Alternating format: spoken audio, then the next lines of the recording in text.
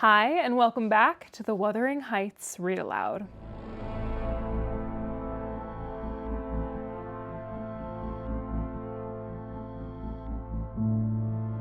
Last week, I think we started to see where this was going.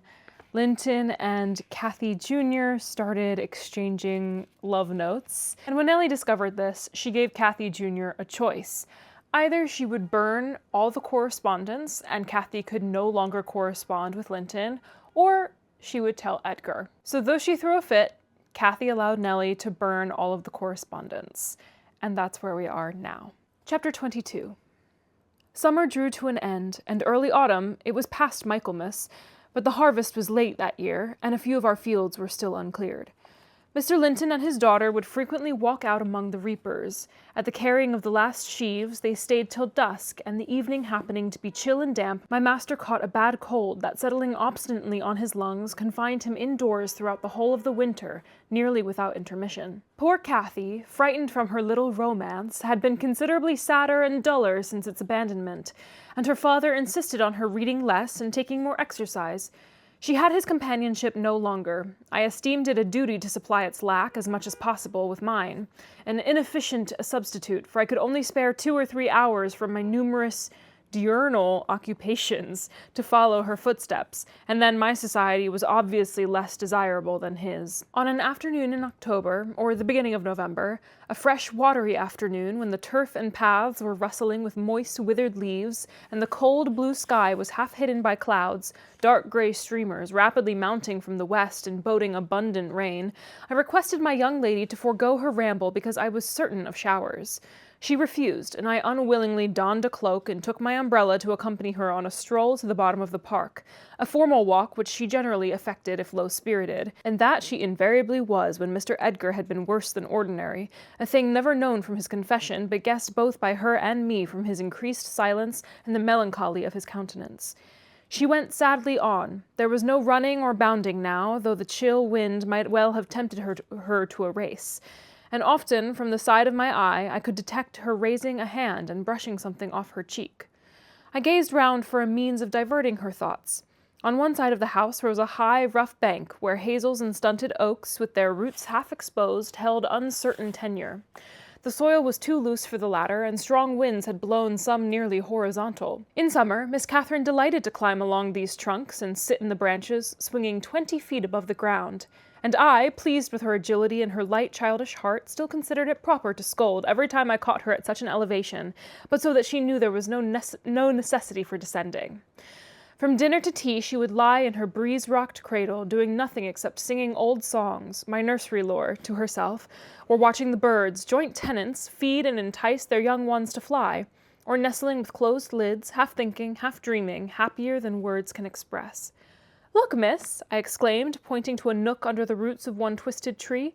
"Winter is not here yet. There's a little flower up yonder, the last bud from the multitude of bluebells that clouded those turf steps in July with a lilac mist.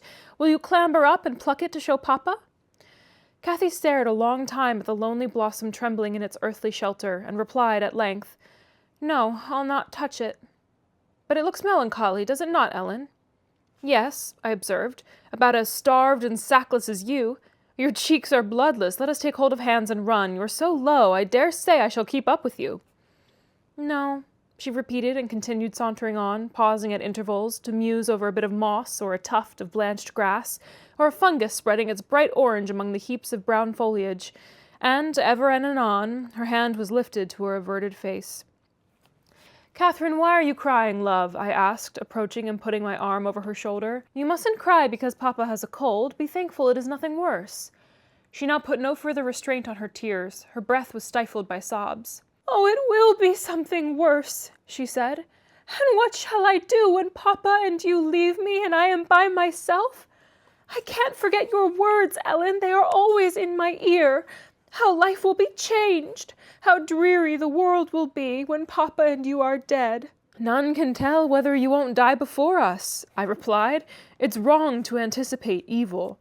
We'll hope there are years and years to come before any of us go. Master is young, and I am strong and hardly 45. My mother lived till 80, a canty dame to the last. And suppose Mr. Linton were spared till he saw 60. That would be more years than you have counted, miss. And would it not be foolish to mourn a calamity above 20 years beforehand? But Aunt Isabella was younger than Papa, she remarked, gazing up with timid hope to seek further consolation. Aunt Isabella had not you and me to nurse her, I replied. She wasn't as happy as master. She hadn't as much to live for. All you need do is to wait well on your father and cheer him by letting him see you cheerful, and avoid giving him anxiety on any subject. Mind that, Cathy. I'll not disguise, but you might kill him if you were wild and reckless and cherished a foolish, fanciful affection for the son of a person who would be glad to have him in his grave, and allowed him to discover that you fretted over the separation he has judged it expedient to make. I fret about nothing on earth except Papa's illness, answered my companion. I care for nothing in comparison with Papa. And I'll never, oh never while I have my senses do an act or say a word to vex him. I love him better than myself, Ellen, and I know it by this. I pray every night that I may live after him, because I would rather be miserable than that he should be. That proves I love him better than myself. Good words, I replied, but deeds must prove it also. And after he is well, remember you don't forget resolutions formed in the hour of fear. As we talked, we neared a door that opened on the road, and my young lady, lightening into sunshine again, climbed up and seated herself on the top of the wall, reaching over to gather some hips that bloomed scarlet on the summit branches of the wild rose trees, shadowing the highway side. The lower fruit had disappeared, but only birds could touch the upper, except from Cathy's present station. In stretching to pull them, her hat fell off, and as the door was locked, she proposed scrambling down to recover it. I bid her to be cautious lest she got a fall, and she nimbly disappeared. But the return was no such easy matter. The stones were smooth and neatly cemented, and the rose bushes and blackberry stragglers could yield no assistance in reascending. I, like a fool, didn't recollect that till I heard her laughing and exclaiming, "Ellen, you'll have to fetch the key, or else I must run round to the porter's lodge. I can't scale the ramparts on this side." "Stay where you are," I answered. "I have my bundle of keys in my pocket. Perhaps I may manage to open it. If not, I'll go." Catherine amused herself with dancing to and fro before the door, while I tried all the large keys in succession. I had applied the last and found that none would do, so, repeating my desire that she would remain there, I was about to hurry home as fast as I could when an approaching sound arrested me. It was the trot of a horse. Cathy's dance stopped, and in a minute the horse stopped also. "Oh, I wonder who this could be." "Who is that?" I whispered. "Ellen, I wish you could open the door," whispered back my companion anxiously. "Oh, Miss Linton!" cried a deep voice, the rider's. "I'm glad to meet you. Don't be in haste to enter, for I have an explanation to ask and obtain."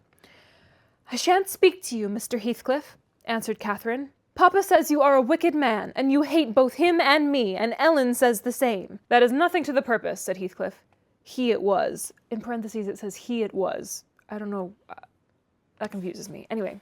"I don't hate my son, I suppose, and it is concerning him that I demand your attention. Yes, you have cause to blush. 2 or 3 months since, were you not in the habit of writing to Linton? Making love in play, eh? You deserved, both of you, flogging for that. You especially, the elder and less sensitive, as it turns out. I've got your letters, and if you give me any pertness, I'll send them to your father. I presume you grew weary of the amusement and dropped it, didn't you? Well, you dropped Linton with it into a slough of despond. He was in earnest, in love, really. As true as I live, he's dying for you, breaking his heart at your fickleness, not figuratively, but actually. Though Hareton has made him a standing jest for 6 weeks, and I have used more serious measures and attempted to frighten him out of his idiocy, he gets worse daily, and he'll be under the sod before summer unless you restore him." "How can you lie so glaringly to the poor child?" I called from the inside. "Pray ride on. How can you deliberately get up such paltry falsehoods? Miss Cathy, I'll knock the lock off with a stone. You won't believe that vile nonsense. You can feel in yourself it is impossible that a person should die for the love of a stranger." "I was not aware there were eavesdroppers," muttered the detected villain. "Worthy Mrs. Dean, I like you, but I don't like your double-dealing," he added aloud. "How could you lie so glaringly as to affirm I hated the poor child, and invent bugbear stories to terrify her from my door-stones? Catherine Linton, the very name warms me. My bonny lass, I shall be from home all this week. Go and see if I have not spoken truth. Do, there's a darling. Just imagine your father in my place and Linton in yours. Then think how you would value your careless lover if he refused to stir a step to comfort you, when your father himself entreated him. And don't, from pure stupidity, fall into the same error. I swear on my salvation he's going to his grave, and none but you can save him." The lock gave way, and I issued out. "I swear Linton is dying," repeated Heathcliff, looking hard at me, "and grief and disappointment are hastening his death.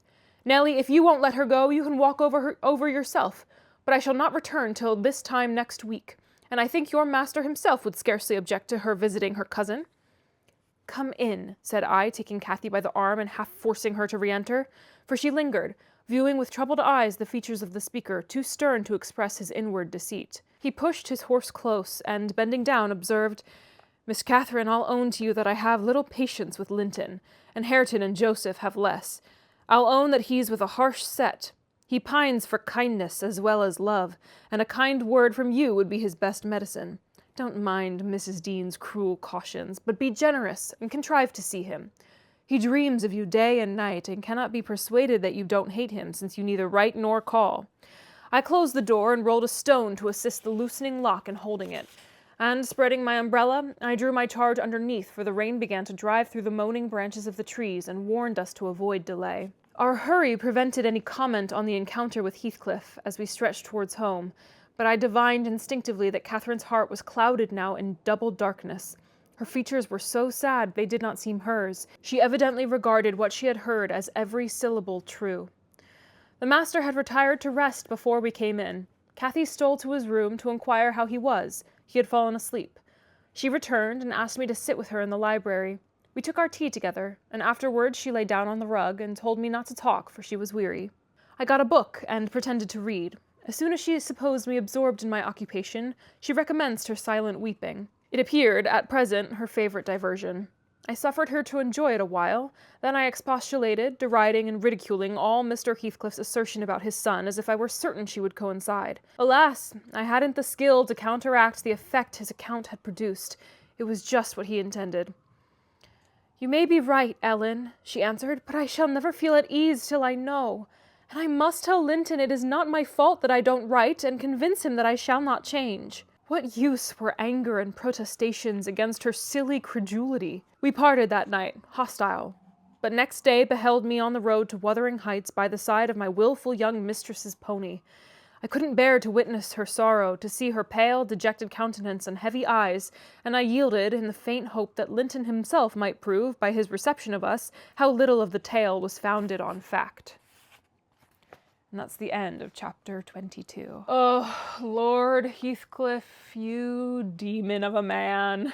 Poor Cathy, too. She's just a child, you know. Feel bad for her. Chapter 23. The rainy night had ushered in a misty morning, half frost, half drizzle, and temporary brooks crossed our path, gurgling from the uplands. My feet were thoroughly wetted. I was cross and low. Exactly the humor suited for making the most of these disagreeable things. We entered the farmhouse by the kitchen way, to ascertain whether Mr. Heathcliff were really absent, because I put slight faith in his own affirmation. Joseph seemed sitting in a sort of Elysium alone, beside a roaring fire, a quart of ale on the table near him, bristling with large pieces of toasted oat cake, and his black, short pipe in his mouth. Catherine ran to the hearth to warm herself. I asked if the master was in. My question remained so long unanswered that I thought the old man had grown deaf, and repeated it louder.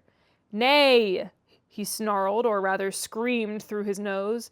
"Nay, ye mu go back where ya come from. Come fro." "Joseph," cried a peevish voice simultaneously with me from the inner room, "how often am I to call you?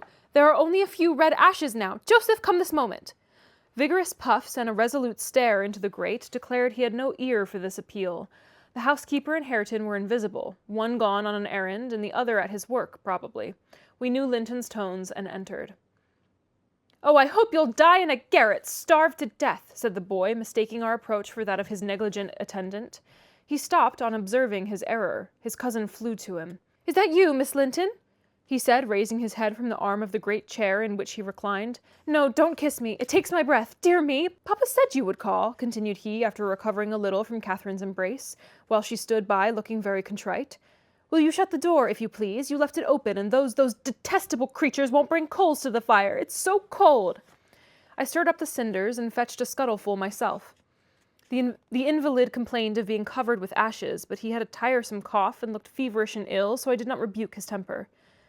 "Well, Linton," murmured Catherine, when his corrugated brow relaxed, "are you glad to see me? Can I do you any good?" "Why didn't you come before?" he said. "You should have come instead of writing. It tired me dreadfully writing those long letters. I'd far rather have talked to you. Now I can neither bear to talk nor anything else. I wonder where Zillah is. Will you," looking at me, "step into the kitchen and see?" I had received no thanks for my other service, and being unwilling to run to and fro at his behest, I replied, "Nobody is out there but Joseph." "I want to drink," he exclaimed fretfully, turning away. "Zillah is constantly gadding off to Gimmerton since Papa went. It's miserable, and I'm obliged to come down here. They resolved never to hear me upstairs." "Is your father attentive to you, Master Heathcliff?" I asked, perceiving Catherine to be checked in her friendly advances. "Attentive? He makes them a little more attentive, at least," he cried. "The wretches! Do you know, Miss Linton, that brute Hareton laughs at me? I hate him, indeed, I hate them all. They are odious beings." Cathy began searching for some water. She lighted on a pitcher in the dresser, filled a tumbler, and brought it. He bid her add a spoonful of wine from a bottle on the table, and having swallowed a small portion, appeared more tranquil, and said she was very kind. "And are you glad to see me?" asked she, reiterating her former question, and pleased to detect the faint line of a smile.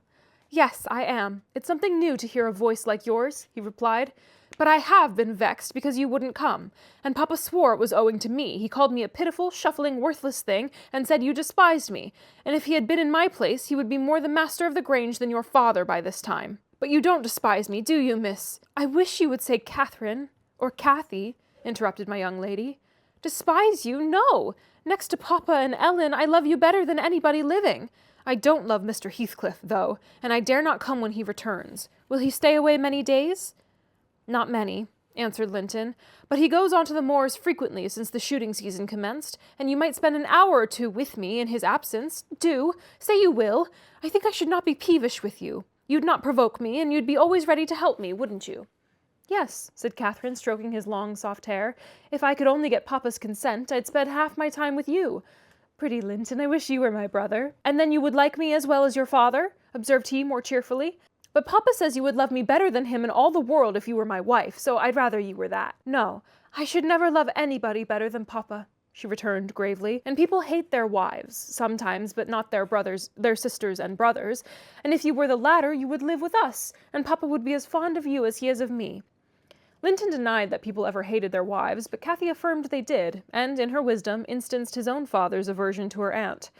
I endeavored to stop her thoughtless tongue. I couldn't succeed till everything she knew was out. Master Heathcliff, much irritated, asserted her relation was false. "Papa told me, and Papa does not tell falsehoods," she answered pertly. "My Papa scorns yours," cried Linton. "He calls him a sneaking fool." "Yours is a wicked man," retorted Catherine, "and you are very naughty to dare repeat what he says. He must be wicked to have made Aunt Isabella leave him as she did."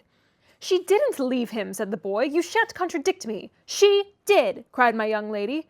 "Well, I'll tell you something," said Linton. "Your mother hated your father. Now then." "Oh!" exclaimed Catherine, too enraged to continue. "And she loved mine," added he. "You little liar! I hate you now," she panted, and her face grew red with passion. She did! Sang Linton, sinking into the recess of his chair and leaning back his head to enjoy the agitation of the other disputant who stood behind. "Hush, Master Heathcliff," I said. "That's your father's tale too, I suppose." "It isn't. Hold your tongue," he answered. She did, Catherine. She did. Cathy, beside herself, gave the chair a violent push and caused him to fall against one arm. He was immediately seized by a suffocating cough that soon ended his triumph. It lasted so long that it frightened even me. As to his cousin, she wept with all her might, aghast at the mischief she had done, though she had said nothing. I held him till the fit exhausted itself. Then he thrust me away, and leant his head down silently. Catherine quelled her lamentations also, took a seat opposite, and looked solemnly into the fire. "How do you feel now, Master Heathcliff?" I inquired after waiting 10 minutes. "I wish she felt as I do," he replied. "Spiteful, cruel thing! Hareton never touches me. He never struck me in his life. And I was better today, and there—" His voice died in a whimper. "I didn't strike you," muttered Cathy, chewing her lip to prevent another burst of emotion. He sighed and moaned like one under great suffering, and kept it up for a quarter of an hour, on purpose to distress his cousin, apparently, for whenever he caught a stifled sob from her, he put renewed pain and pathos into the inflections of his voice. "I'm sorry I hurt you, Linton," she said at length, racked beyond endurance, "but I couldn't have been hurt by that little push, and I had no idea that you could either. You're not much, are you, Linton? Don't let me go home thinking I've done you harm. Answer, speak to me." "I can't speak to you," he murmured. "You've hurt me so that I shall lie awake all night choking with this cough. If you had it, you'd know what it was, but you'll be comfortably asleep while I'm in agony, and nobody near me. I wonder how you would like to pass those fearful nights." And he began to wail aloud for very pity of himself. "Since you are in the habit of passing dreadful nights," I said, "it won't be Miss who spoils your ease. You'd be the same had she never come. However, she shall not disturb you again, and perhaps you'll get quieter when we leave you." "Must I go?" asked Catherine dolefully, bending over him. "Do you want me to go, Linton?" "You can't alter what you've done," he replied pettishly, shrinking from her, "unless you alter it for the worse by teasing me into a fever." "Well, then I must go?" she repeated. "Let me alone, at least," said he. "I can't bear your talking." She lingered and resisted my persuasions to departure a tiresome while, but as he neither looked up nor spoke, she finally made a movement to the door, and I followed. We were recalled by a scream. Linton had slid from his seat to the hearthstone, and lay writhing in the mere perverseness of an indulged plague of a child, determined to be as grievous and harassing as it can. I thoroughly gauged his disposition from his behavior, and saw at once it would be folly to attempt humoring him. Not so my companion. She ran back in terror, knelt down and cried, and soothed and entreated till he grew quiet from lack of breath, by no means from compunction at distressing her. "I shall lift him on the settle," I said, "and he may roll about as he pleases. We can't stop to watch him. I hope you are satisfied, Miss Cathy, that you are not the person to benefit him, and that his condition of health is not occasioned by attachment to you. Now then, there he is. Come away. As soon as he knows there is nobody by to care for his nonsense, he'll be glad to lie still." She placed a cushion under his head and offered him some water. He rejected the latter and tossed uneasily on the former, as if it were a stone or a block of wood. She tried to put it more comfortably. "I can't do with that," he said. "It's not high enough." Catherine brought another to lay above it. "That's too high," murmured the provoking thing. "How must I arrange it, then?" she asked despairingly. He twined himself up to her, as she half knelt by the settle, and converted her shoulder into a support. "No, that won't do," I said. "You'll be content with the cushion, Master Heathcliff. Miss has wasted too much time on you already. We cannot remain 5 minutes longer." Yes, we can," replied Cathy. "He's good and patient now. He's beginning to think I shall have far greater misery than he will tonight, if I believe he is the worse for my visit, and then I dare not come again. Tell the truth about it, Linton, for I mustn't come if I have hurt you." "You must come to cure me," he answered. "You ought to come because you have hurt me. You know you have extremely. I was not as ill when you entered as I am present, was I? But you've made yourself ill by crying and being in a passion." "I didn't do it all," said his cousin. "However, we'll be friends now, and you want me. You wish to see me sometimes, really?" "I told you I did," he replied impatiently. "Sit on the settle and let me lean on your knee. That's as Mamma used to do, whole afternoons together. Sit quite still and don't talk, but you may sing a song if you can sing, or you may say a nice long interesting ballad, one of those you promised to teach me, or a story. I'd rather have a ballad, though. Begin."